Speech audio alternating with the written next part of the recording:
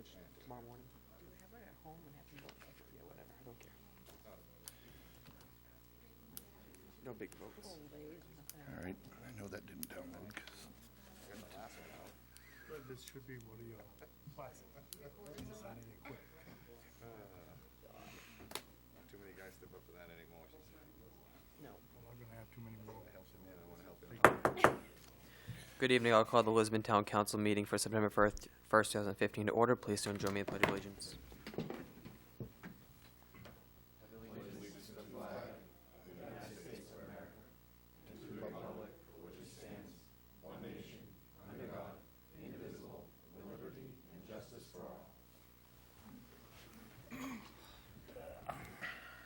First item, please. Is roll call. Counselor Garrison? present. Counselor Lunt? Here? Counselor McTevier? He is excused. Counselor Bickford? Yeah. Counselor Crafts? Here. Counselor Pesky? Here. Counselor Brunel? Here. And the next item, please. Is good news and recognition. Open the floor for any good news and recognition. See none, move on to the next item, please. There are no public hearings either. We'll try audience participation and response for agenda items. Open audience participation for agenda items only. See none, move on to the next item, please. The next item is the consent agenda. Any counselor wishing to have an item removed may do so now. Order 2015-257 to approve the minutes of August 18th, 2015, and the sewer commitment as attached. Open the floor for a motion. I'll make the motion. Is there a second? I'll second that. Discussion? All those in favor? Order passed, 6-0. And the next item, please. Under Council Orders, Resolutions, and Ordinances, Order 2015-258, the Library Brickwork Schedule Performance Contract Update. Ryan?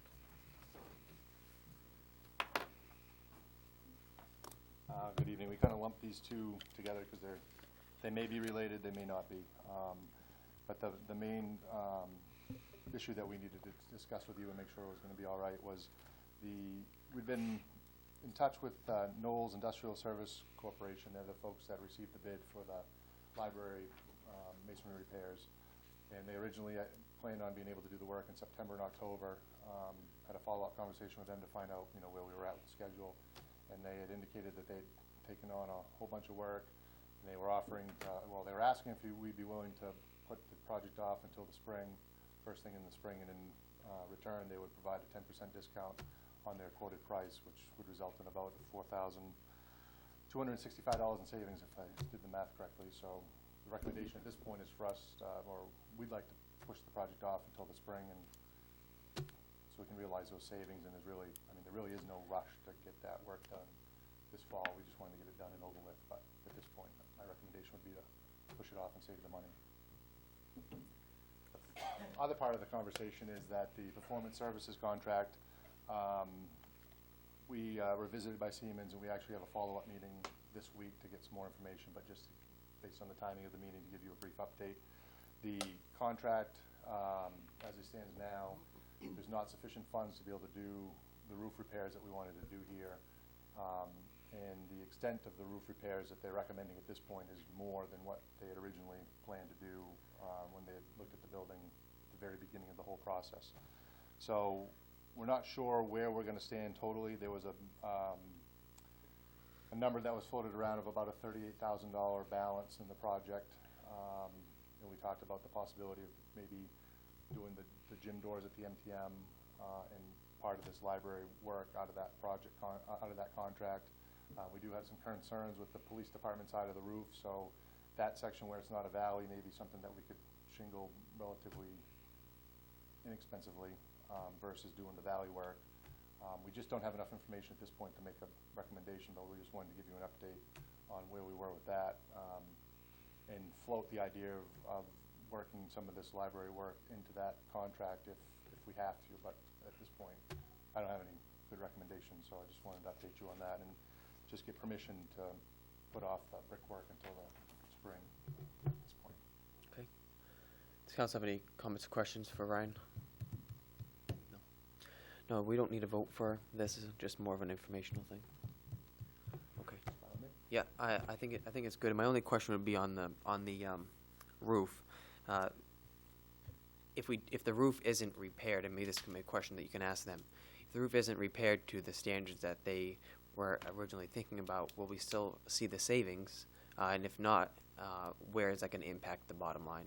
The roof didn't really result in a whole lot of energy savings to begin with. It was Okay. one of those items that we've been wanting to do and having a hard time figuring out how to fund, so they were originally able to work it into the project. But from a savings standpoint, there really is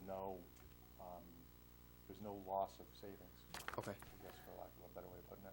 Which is why the brickwork project might be a possibility, because there's no energy savings associated with that component either. That's more of just a maintenance type of thing, so.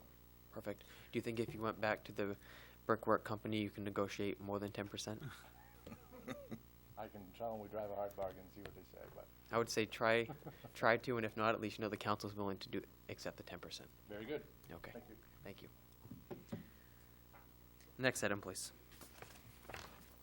Order 2015-260, Order 2015-259, the Homeland Security Grant application for Public Works, Police, and Fire. Before they come up here to explain these, I mean, I think they're pretty self-explanatory. To save time, does anybody want an explanation from the department heads, or are we all set with what we have in our packets? We have our packet. I'm good, okay. All right, so open the floor for a motion. I'll make the motion to accept the Homeland Security Grant application. And is there a second? Second. Discussion? All those in favor of accepting? Okay, order passed, 6-0. And the next item, please. Order 2015-260, the Thermal Imaging Bid Award. Chief Galpel? Good evening. Good evening. We're finally looking at awarding the contract, or the bids basically, for the thermal imaging camera. This is a replacement of the camera that was basically totaled at the Public Works garage fire. So it's insurance, it's covered by insurance as it states in the sheet there, and you have the specs and everything else that we had put out, and I'd like to be able to award that to Harrison and Schrader for the Scott ISG TIC in the amount of $10,495, if you guys. Perfect. Any comments or questions from council? Open the floor for a motion. I'll make the motion to accept. Is there a second? I'll second that. Discussion? All those in favor? Thank you, Order Chief. passed, 6-0. Thank you. And the next item, please. Order 2015-261, award bid for taxed acquired property write-off. I just received one bid for 4 Whispering Pines, and at this point, I would recommend that you accept that bid so that we get it off the town's records and back onto the tax rolls, and write the remaining balance of $988.95 off. Okay. I gotta find it in here.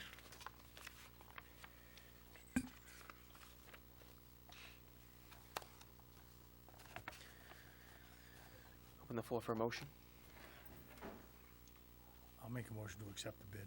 Okay. Is there a second? I'll second that. Any discussion? And Diane, the write-off can be part of this motion. Yes. Okay. All those in favor? Order passed, 6-0. And the next item, please. Order 2015-262, to set the registrar hours and times to cast absentees. Would you like to go over it, Twyla? Sure. For an upcoming school budget validation referendum election, we suggest the register hours be held on September the 15th, 16th, 17th, 18th, and 21st during regular office hours here at the town office, and on election day while the polls are open, and that we cast absentee ballots on election day at 9 a.m., 10 a.m., 2 p.m., 3 p.m., 4 p.m., and 7 p.m., and 8 p.m. I also want to recommend that the council consider setting up fewer booths than required by the state statute. Since this is a special election, we anticipate fewer voters at the polls that day. We could set up substantially less than what we do for a typical state election, if that's okay with you. Yep, okay. Open the floor for a motion. I'll make the motion. Okay. Is there a second to the motion? Second. Okay. I don't have any problems with you setting up fewer booths. Does anybody else? No? All those in favor? Order passed 6-0. And the next item, please. Order 2015-263 to set the meeting date for charter amendments. This is a very aggressive schedule. If you want to make any changes, we really don't have a whole lot of time, so if you're going to have more than one meeting, we're going to have to get them scheduled right off. In the timeline here, under item number 3, public hearing, there's just a typo. It says no less than 7 days before published notice. That should say after, not before. And Dan Stockford has reviewed the timeline, and he's okay with it, but it's very, very tight if you're going to try to get any amendments on the November ballot. Okay. I think this schedule will work. If, when we talk about charter, part of possible charter changes on Thursday, as long as everybody Right. comes prepared with everything they want, we should be able to get it all done. Right, and we need to send whatever council wants, we'll need to send it off to Dan for him to review and provide the language that we have to have for the public hearing notice. And you can have that back for the 8th? If we do Yeah, if you plan to just have that one meeting, and I get it out to him the very next day, yeah, he should be able to do that. Okay. All right. I'd open the floor for a motion regarding the dates. David's gonna be the 3rd, right? Page 20, the outline of the special council meeting on September 8th, the notice of public hearing published on the 10th, and so forth. I mean, it doesn't mean you have to have another special council meeting, but if you're gonna have more than one meeting on the charter amendments, you would have to have it on probably the 8th, if you choose to. But as everyone comes prepared, then hopefully we can get Right, it all done. exactly. I'll make the motion to accept the charter amendment timeline and schedule for the meeting date as presented. Perfect. Is there a second? Second. All right. Any other discussion? All those in favor? Order passed 6-0. And the next item, please. Order 2015-264, the interlocal agreement for the code enforcement. I just outlined the changes here in the memo. It's the term renewal. We changed that from August 5th to July 1st, and the reimbursement amount from $20,000 to $22,500 to cover the payroll costs. And we also added language, the agreement shall terminate in the event the individual currently employed as code enforcement officer separates from employment with Lisbon.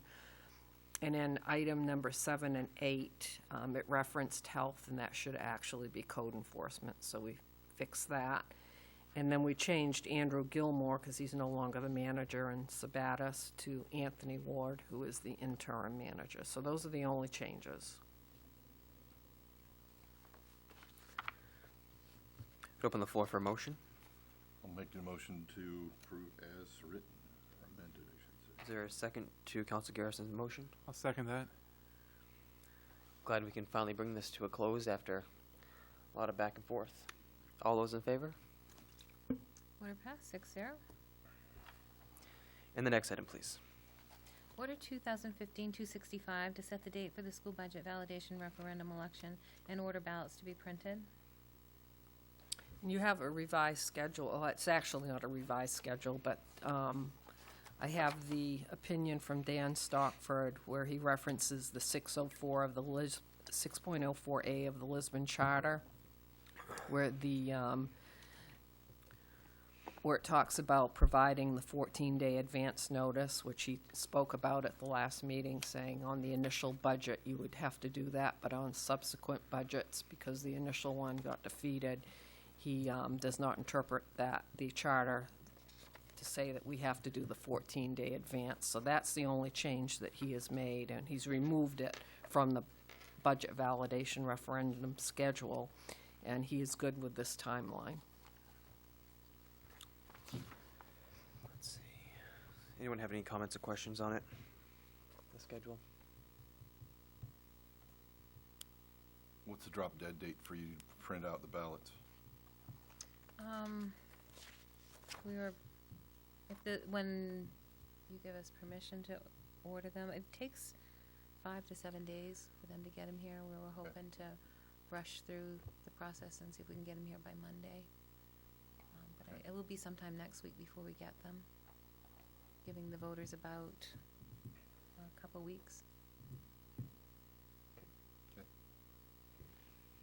Any other comments or questions? All right, I open the floor for a motion.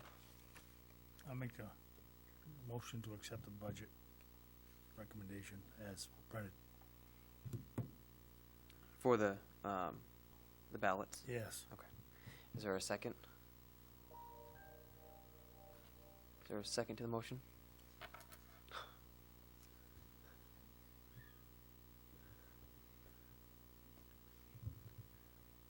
I'll second that. All right.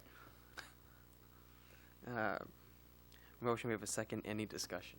My concern is spending the money on a ballot if we don't come to an agreement on a budget that, with the school committee. Well, I don't We're think. throwing good money after bad, as was pointed out at the last meeting. That's my concern about the drop dead date on when we print the ballots. That's my only issue. I completely agree with you. I'd like to see it done as soon as possible, but again, if we don't come to an agreement, then there's no reason to throw something out to the voters that they're gonna say no again to.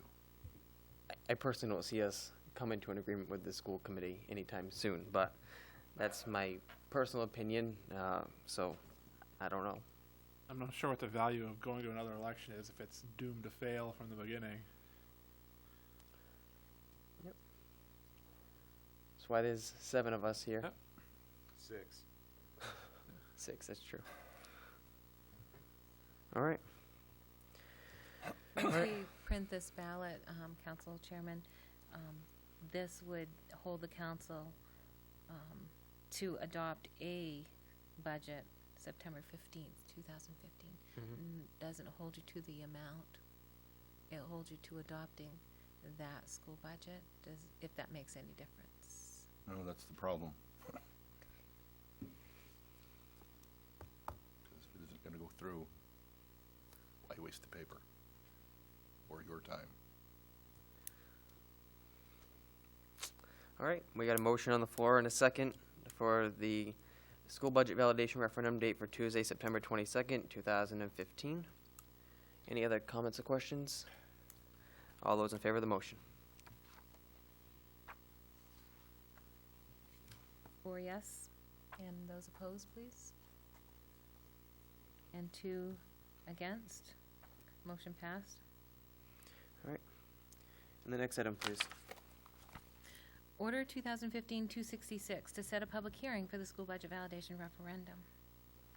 Would you like to also go over that, Twyla? The recommendation is that you set a hearing on Tuesday, September the 15th at the Lisbon Town Office to hear additional comments regarding the school budget.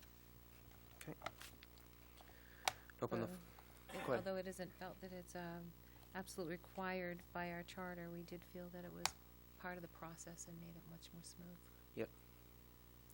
Open the floor for a motion to set the public hearing.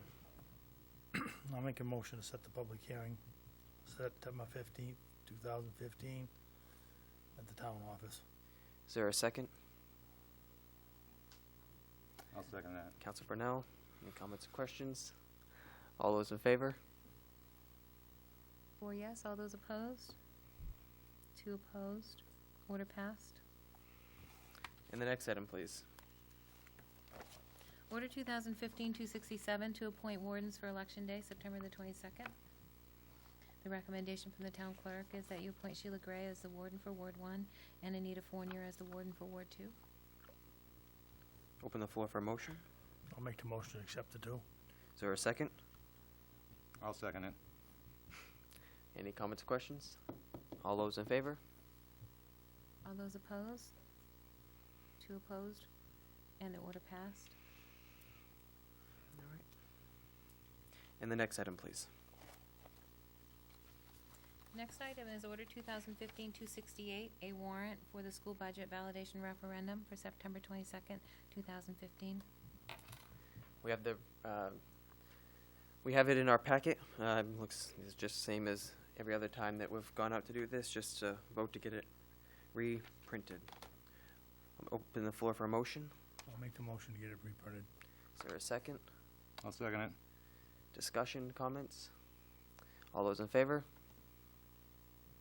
All those opposed? 2 opposed, order passed. With 4 in favor. And the next item, please. Under other business, town manager's report. I just want to update you that we're working on Verla's sign. Tracy's been working on it, and they should be making it now, and hopefully it will be done soon so we can get it up on the lodge. It's going to look really good. And then Ed needs to update you on the use of bond proceeds. That we've got an opinion from the bond council. Do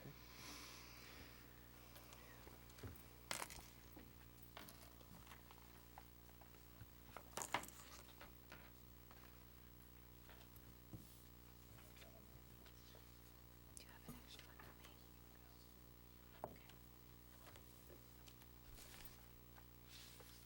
me? Good evening. Good evening. I am Ed Karras, Finance Director for the town of Lisbon. I think we are at the end of what I would call a unique saga over disposition of the unused bond principal and interest that has accrued. As you know, there has been a lot of debate as to what the ultimate disposition should be at the end of the stream here of the construction with the gymnasium proceeds and the track proceeds. And there have been a lot of varying opinions. So at this point, I felt an opinion of council was necessary, as last week, beginning of the week, I had a call from a new attorney from Pierce Atwood on behalf of the school to rehash the same ground. So I referred Pierce Atwood to Dan Pittman, Eaton Peabody. So I'd like to take you through the letter that he has provided us with, which is his opinion on what should be done with the excess bond proceeds. First paragraph is pretty much straightforward. He covers the issuance of the bonds. Second paragraph really talks about taking over from Drummond and Woodson, okay, with all the paperwork being transmitted to Eaton and Peabody and to Dan Pittman. The third paragraph is his opinion, and let's go through it. You have asked for our opinion on 2 specific potential uses of the excess proceeds. First, whether they could be applied to interest due under the bonds, and secondly, whether they could be applied to principal payments due under the bonds. Okay? As discussed below, we are of the opinion that some interest payments can be made out of the excess bond proceeds. We cannot deliver an opinion to the effect that any portion of the outstanding principal can be repaid from the excess bond proceeds. Okay? So there is the crux of his opinion. He goes on with his analysis in that I had asked several questions over the course of time with Dan on the disposition of the proceeds. We had discussed, as you remember, perhaps using some of the proceeds to fund related projects to the track, and unfortunately, the charter of the town speaks to returning unused proceeds to be used for debt service, okay? So consistent with the charter, okay, and consistent with the IRS regulations, we are in fact returning the bond proceeds to be used to pay the interest on the bond, okay? Dan goes on to review the pertinent sections of the law in section 1148. He speaks to the interest and the fact that the interest may be used. We also have examined whether or not in the third paragraph down, the principal could be used as being excess. However, we have consistently read the law the same way, and that is when we speak about excess proceeds, we speak about a windfall, okay? Excess proceeds that can be used for principal payments. We speak about a windfall that has occurred from the bond selling at a premium, okay? And that is the only case law that either one of us could find. Dan, from the standpoint of an attorney, myself, I'm licensed to practice before the IRS. My license number is 90810. I'm bound by Circular 230, so I have to use due diligence as well and do my research. And so we could not find an excess between excess proceeds just being left over and excess proceeds being those proceeds that are truly unexpected as a result of the sale, okay? The plain, again, in paragraph 4, the plain meaning of that phrase would relate to a premium received upon the sale of the bonds, which could occur, for instance, between the finalization of the issuance and the date of the sale conditions in the bond markets, caused by the market value of the bonds to be higher than the face, okay? So there again, the natural reading of that language would say that you must have had a windfall on the sale. So, he goes on to say there is no authority in the statute, the regulations, issued by the Internal Revenue Service or the courts indicating that the phrase should be read more broadly than its plain meaning would suggest. So, we have agreed that the best thing to do is pay down the interest incrementally as allowed by law. If you take a look at the first enclosure that I have developed, which is taking a look at a summary of the bond for the track, again, the term was 10 years. The spread on interest was 0.43% to 2.65. The principal amount borrowed, again, $500, and the expectation was that we would pay approximately $57,000 in interest. So within a few dollars, $557,000 overall. As of the end of construction and the receipt of a certificate of completion from the school department, we had $48,809 left over in the account that had not been used. Interest earnings were only $103 because we had borrowed a bond anticipation note to do the track, and repaid it immediately out of the proceeds. So there really wasn't a lot of principal there to earn any interest. So our total available over time to pay down the interest cost of the bond is for approximately $48,912 as of the end of August.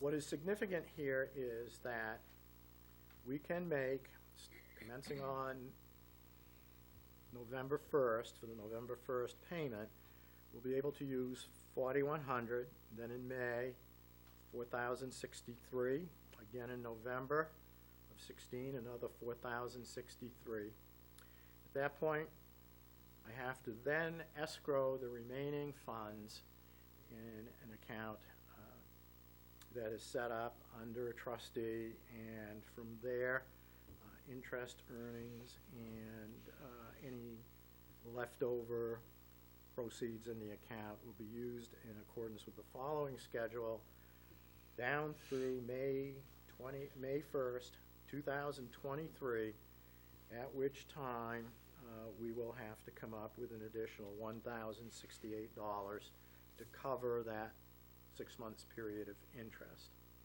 However, we must remember that we are still obligated to appropriate from general tax revenue $50,000 annually to cover the principal payment. The story is not quite as complicated on the gymnasium. On the gym, we will be able to spend down the proceeds a little bit faster. Again, a recap of the bond shows that It is a 20-year bond. Actually, I think I may have given you two You did. copies of the track, but I will get you the paper that goes with that. But from memory, we borrowed 5.695714. We'll pay approximately 1.9 in interest. So the bond will run us a little over $7 million over 20 years. The good thing is that we anticipate perhaps having as much as $347,000 left over in the bond account, unused, okay? We are at about 90% completion. The last construction meeting that I went to was very enlightening as to where the project was. I have had email traffic with the school department. There are no other scope changes planned other than the renovation of the boys' locker room, which helped us use up another $100,000 of the proceeds. So the $347 and the $7,100 and such that we have earned in interest in the account as of August 31st, I am really squeezing the time schedule here, and we will use $72,000 approximately in November 1st to make the first interest payment, and then we will draw down equal amounts of interest cost each period, each 6-month period, until the proceeds are used up. And I think we use them up in the space of almost 2.5 to 3 years, okay? So there will be minor interest earnings in those accounts as we go along, but I see the gym being used up within about a 3-year period. So that is the story on the bonds, and this takes us to the end of the path. Again, the reasons that I was adamant that we not use the proceeds was that the opinion or the understanding of the opinion was an error, okay, because I reread the memo from Drummond and Woodson, and it said, yeah, go ahead and use them, but there's a significant amount of risk to doing it, okay? But after discussions with bond counsel in New York for the bond bank, our bond counsel, and really an in-depth review of all the case law, this is what we have concluded, that we must stick to the law as it is. Very good, thank you. Before you step away, the council have any comments or questions? First, I have just a couple, as I'm sure you wouldn't expect to walk away without any questions. Just so I make sure I understand this, and I have had a little bit of conversation, so I think I have my head wrapped around it.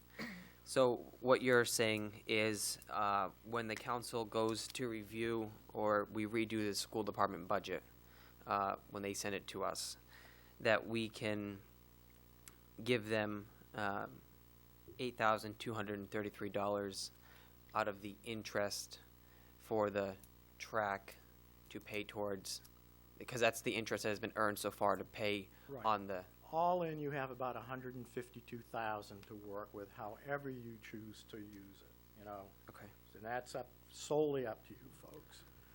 I will print off the schedule for the gym.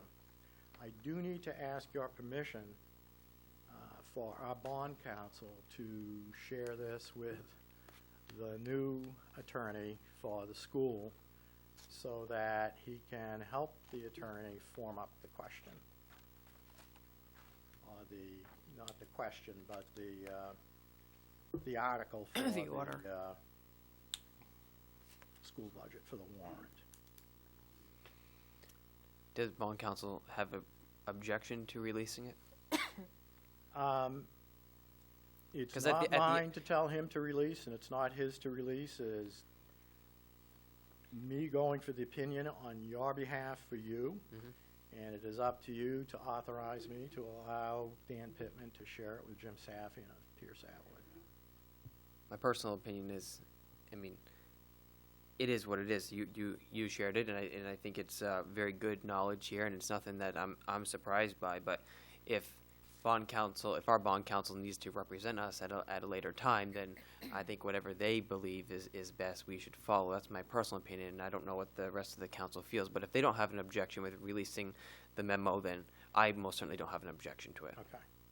My sense is that Pierce Atwood understands that they are not acting as bond counsel in any way, and they will take the opinion of bond counsel and run with it. Okay? Back to what my first question, that kind of segues into the next one. Approximately how much money did you say we're going to have total to play with for interest this year? I think around 152. Okay. So if you take away the 8,200 from the track, that's remaining what we have from the gym. That interest. It's around 145. As I said, I will go right into my office and print off the right spreadsheet. Obviously, when I double-sided, made the copies double-sided, it didn't quite work the way I thought it might. Okay. So, I personally will still have to think about how all this works out, and I'm sure I have a lot of questions for you in the meantime, but I appreciate you answering what we have so far. Anything else from council on this? See none? Thank you very much, Ed. thank you. And Diane, does that conclude the manager portion? Yep. All right. And the next item, please. Is the 2015 Moxie Festival financial report. Tracy?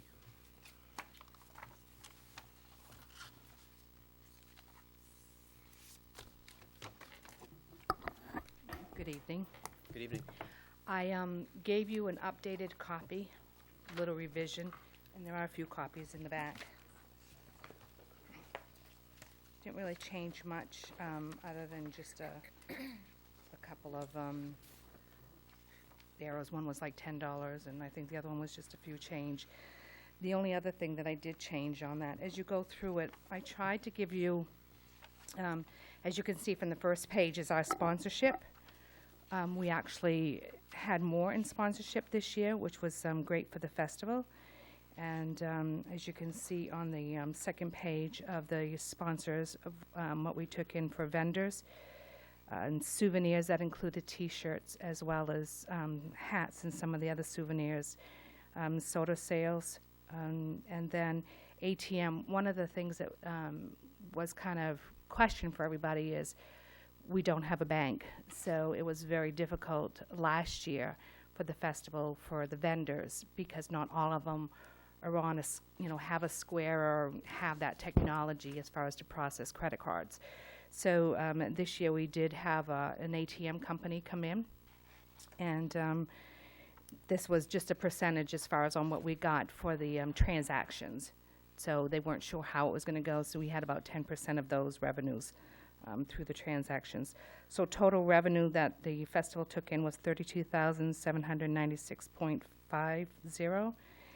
And then as you get into the expenses and everything is itemized as far as what goes out. I would like people to understand for the Moxie Festival is that the festival would not take place if we did not have vendors that paid a vendor fee, if we did not have sponsorship to pay. As you can see through the expenses, the parade, for all of those units, it cost the festival. It cost for porta potties. It cost for signage. It cost for entertainment. It cost for stage. It cost to have a petting zoo, which was free. So when we have vendors, whether it be school or whether it be anyone, everybody pays the vendor fee. And again, this is a committee. This is a committee based upon citizens within this community. This is not a committee based on the town as far as, so I would like to make that point. And again, what I did is, what the total expenses was $22,868.48, which gave a net income of $9,928.02. Also, which I updated, is the account balance. One of the things that I've been working with the committee for the past couple years is they want to stand on their own. They want to become a 501(c)(3). They want to become a nonprofit. By doing so, it allows them to go after funding and foundations. They can't do that under the municipality because municipalities do not qualify for that. So they are looking to do that. They want to do a mission statement. They want to move forward. They are planning themselves, or setting themselves up for that. So when we have our first meeting of the year, I start them out as a zero balance. The idea of it is you build a budget and then you raise the funds to pay. And that's how it's done. And then what we do, if any revenues left over, then that's able to put to the side. And those revenues can be used for any incidentals or to make the festival better. Again, in this case, they're looking at marketing. They want to revamp the website a little bit. They're looking to participate and go to other festivals and brand Lisbon as a Moxie festival. For the Balloon Festival, they participated in the parade. They're going to the Pumpkin Festival, which is coming up at another town. They want to do placards and professional posters and put those out throughout the state of Maine, not just Maine, but all through New England, and where tourists come in and they stop and visit, and they'll be able to pull one of those cards that says, oh, guess what happens in Lisbon during the second weekend in July? Moxie Festival, I want to go. So those are things that this group is working towards. And again, we could use some help. It's a very small committee that does a lot of work. And we rely solely on the committee members. We rely on those volunteers. These are people that have full-time jobs and they give up their time to help this event take place for this community because they believe in this community. That's all I have to say. Are there any comments or questions from council for Tracy? Very well laid out. Report is very informational for us. I had one question under, where is it? Expenses, the vendors. The second one under vendor, number 3, vendor sales paid to LFCA. What is that? Lisbon Falls Christian Academy. Okay. So in the past, what has worked out as far as there has been, because it's Jonathan Jones and the Christian Academy, they do the vendors, they do all that work for that. So they would get a percentage of basically, that was their fundraiser. So for helping out with the festival and doing all of the legwork for the vendors, setting them up, doing all the correspondences, they get a percentage of those.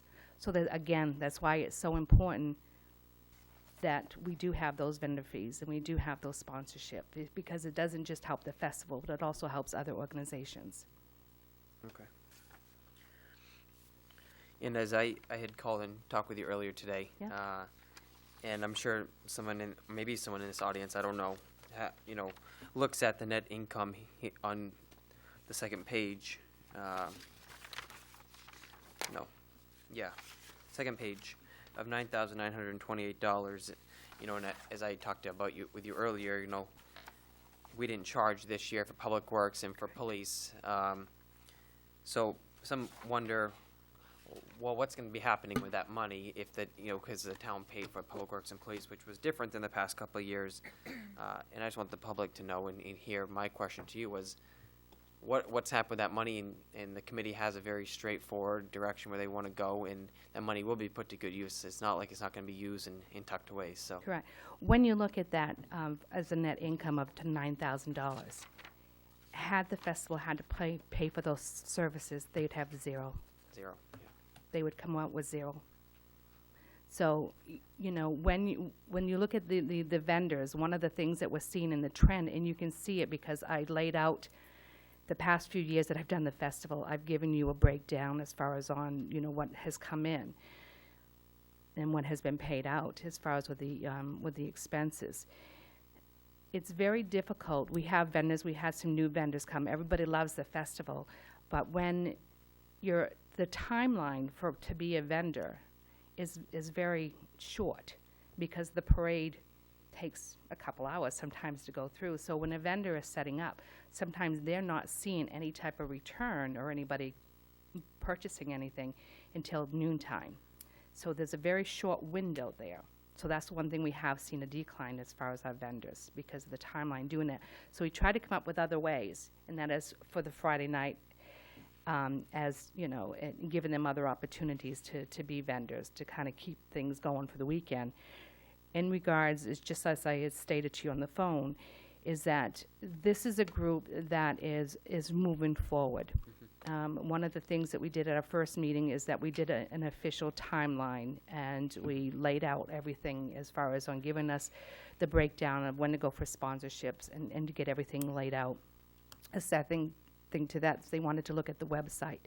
They look at other festivals' website, and they look at ours. And when I spoke with the gentleman, Crack Media is who host our website, and we pay them a fee, annual fee to host, but they also created the website. And I met with Eric, and I said, I want to bring this up another level. So we want to be able to compete with the other festivals. We want this to be mobile friendly. It's not. That's $600 just for that. If we look at he's putting together a quote for me now as far as making some changes. And we could be looking at a couple $1,000s, could be $2,000, could be $3,000. Marketing materials to have things printed. It's the same type of thing. Anything that you're going to have printed, it's that paper. It's that cost associated with it. But again, it's the professionalism. They want to be at the top when they look at the Lobster Festival. They want to be at the Balloon Festival and the Clam Festival. We're not Freeport, or we're not Yarmouth, or we're not Lewiston, we're not Auburn. However, the Moxie Festival draws the same attention as all these other festivals do. And believe me, I talked with many people that was calling here and asking, I've never been, I want to come to Lisbon. How do I get there? And same thing with the weekend of the festival, and Diane can attest to that as well. We met many people from all over that come to this festival, and they enjoy that, and they will come back. Downtown businesses, right after the festival, I went downtown, Diane and I did some business visitations with them. We went into their stores. How did you do? Did you see any? And they did very well. They appreciated the fact that when they came in on Monday, there was nothing on the main street. It was like there was no festival ever there. That, to me, says a lot for the town and for the Public Works Department as well, is because people would come in and didn't know that there was this major event. Everything, the streets were all clean. So again, when you look at the money, it's for those types of things. It's again, if they decide, as they're working towards the goal as a 501(c) status, that's going to cost money. They're going to have legal fees. They're going to be paying out insurance. They could be looking at, $10,000 per year just on insurance. So they need this to get them to that next level, and that's what it's there for. Any other comments, questions, council? See none. Thank you very much, Tracy. Welcome. And the next item, please. Is audience participation a response for new items? Open the floor for audience participation. Mr. Kaler. Sorry if I missed that earlier. I just was curious, as far as the sort of charter amendments process goes, and if the councilors have shared anything, because there seems to be sort of a rush to get this done. So just curious as to what are some of the topics.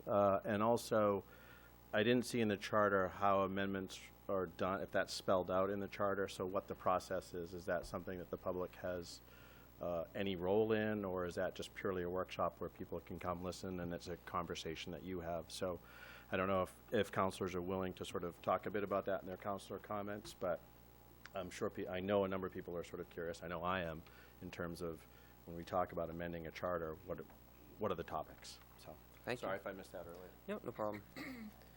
Anybody else? Dot.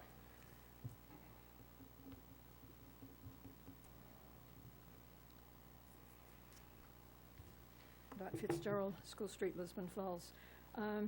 It'll be 2 weeks ago tomorrow that I came into the town office and spoke with Town Manager Mrs. Barnes about the School Street Speedway. Vehicles come off in Route 196 and by the time they hit Vining Street, they're going 45, 50 miles an hour. This is dangerous. It is not safe for kids. There are kids, I don't know if they come off on Pleasant Street on their bicycles, and shortly after they come on to, after School Street begins, they're crossing School Street onto the other side of the street. If there was a car coming that speed onto School Street, these kids wouldn't stand a chance. It is not safe, it's dangerous. There's also the MTM Center at the other end of School Street with a playground, kids crossing the street there on foot and on bicycles. I'm requesting that there be either speed bumps or rumble strips when you come onto School Street from Route 196, and maybe Vining Street or Berry Avenue, some of those intersections. Not big speed bumps. Main Street in Brunswick did speed bumps, and I'm sure that it helped with pedestrians crossing there. It's not safe. Last week, one morning, my son is on vacation. He was reading the newspaper about 9 to 9:30. He said a motorcyclist came off in Route 196, and he said he must have been going 90 before he was halfway down School Street. 90. My son's a pretty good judge of speed. That is not safe for whoever is on that motorcycle, and it's not safe for anyone on that street. Perfect. I'm Thank you, Dot. requesting, like Thank I you very said, much. vote. Yep. Mr. Neto?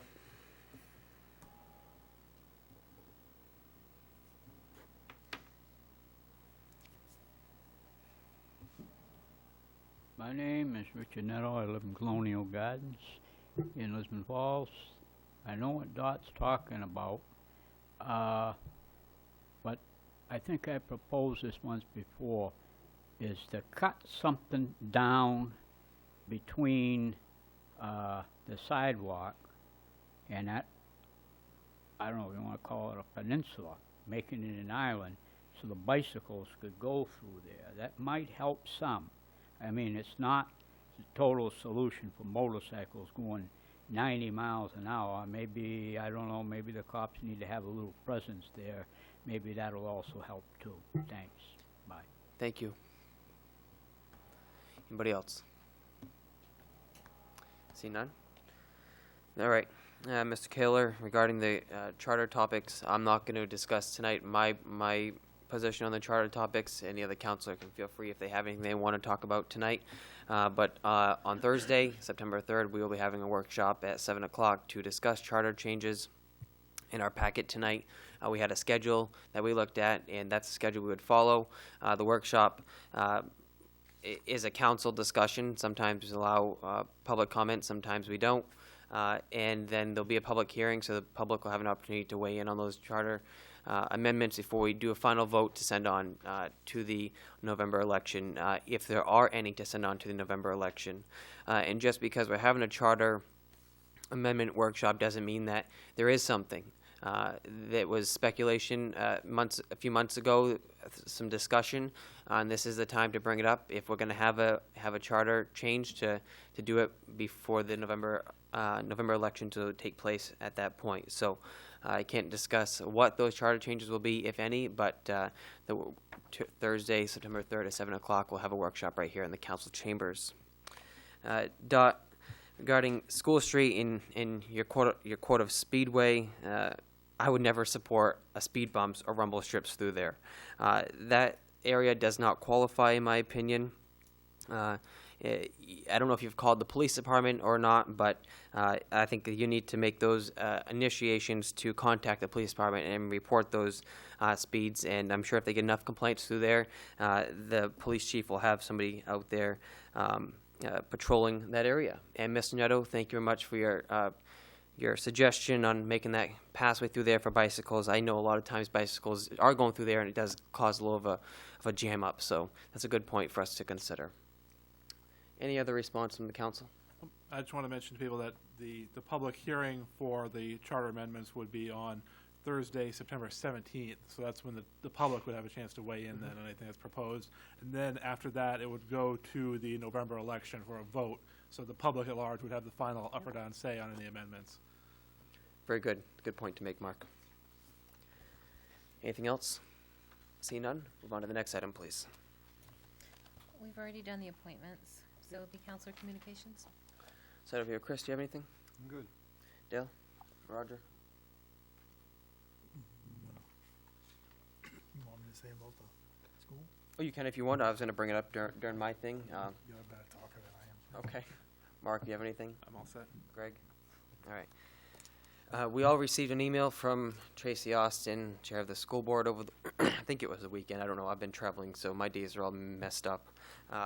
Requesting or wondering if the council did want to have a meeting with the school committee. I haven't responded back to Tracy, as I wanted to have a discussion with the whole council to set a date if we wanted to do so. I know at the last council meeting we kind of talked about it, but nothing was set in stone. If the council does want to have a workshop with the school committee to discuss the budget, I would propose that we do it Thursday evening at 6 o'clock, right here in the council chambers from 6 to 7, and then at 7 o'clock we could go into our workshop to discuss our agenda that we have set up for Thursday. If the council wants to have a workshop, I'd entertain that. Is there any objection to having it 6 o'clock on Thursday? I can do it. I just don't know if we're going to be able to get the school board members. That's Yep. pretty fast. That's 2 days Yeah, notice. it is very fast, but I think I- if they can do it, I'd be up for it. okay. I can send Tracy an email tonight when I get home and see with the whole school committee and you guys on it to see if that worked for them, and if so, we'll do it, and we'll have that, the manager can send that out. If we can't do it Wednesday. on Thursday, do we have any kind of a fallback date? Because that may just not be able to work for all those people. You can propose anything you want. Yeah, I'd propose next week we have, I don't know what we have for available days, but I think we need to have something as a backup if Thursday isn't going to work. September, I think, September 8th is a Tuesday. It's a non-council meeting night.